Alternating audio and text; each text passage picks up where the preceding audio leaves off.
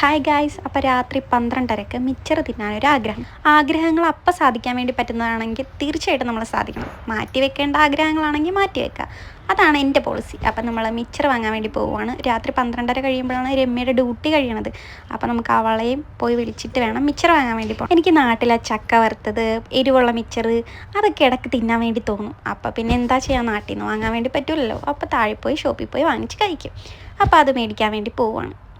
അപ്പോൾ അത് മേടിച്ച് കഴിക്കണം. അങ്ങനെ രമ്യേനെ കിട്ടിയിട്ടുണ്ട്. അപ്പോൾ രമ്യമായിട്ടാണ് നമ്മൾ മിച്ചർ വാങ്ങാൻ വേണ്ടി പോകുന്നത്. മിച്ചർ മാത്രം മതി നമുക്ക്. അപ്പോൾ മിച്ചർ വാങ്ങിച്ച് പിന്നെ ഒരു കേക്ക് വാങ്ങിച്ച് പിന്നെ ഞങ്ങളങ്ങനെ റൂമിലോട്ട് പോവുകയാണ്. ഇപ്പോൾ നാട്ടിൽ വെച്ചാണ് നമുക്കിങ്ങനെ ഈ പാതിരാത്രി മിച്ചർ കഴിക്കാൻ തോന്നുന്നതെന്ന് വെച്ചോ, നമ്മുടെ മനസ്സിൽ ആഗ്രഹം വെക്കേണ്ടി വരും. ഒന്നെങ്കിൽ നമ്മുടെ വീട്ടുകാരും ഇടൂല, ഇല്ലെങ്കിൽ രാത്രി ഒറ്റയ്ക്ക് പെണ്ണിന് ഇറങ്ങി നടക്കാൻ വേണ്ടി പറ്റത്തില്ല. അങ്ങനത്തെ സാഹചര്യങ്ങളാണ് നമ്മുടെ നാട്ടിൽ. പക്ഷേ ദുബായിൽ അങ്ങനെയല്ല. രാത്രിയെങ്കിൽ രാത്രി പോയി നമുക്ക് മേടിച്ച് കഴിക്കാൻ വേണ്ടി പറ്റും. അങ്ങനെ പിറ്റേ ദിവസം ഞാൻ ഡ്യൂട്ടിക്ക് പോവുകയാണ്. ഇന്ന് ഡ്യൂട്ടിക്ക് പോകുന്നതിന് പ്രധാനപ്പെട്ട ഒരു കാര്യമുണ്ട്. അത് ഞാൻ വഴിയെ പിന്നെ പറയാം. അപ്പോൾ ബൈ ബൈ.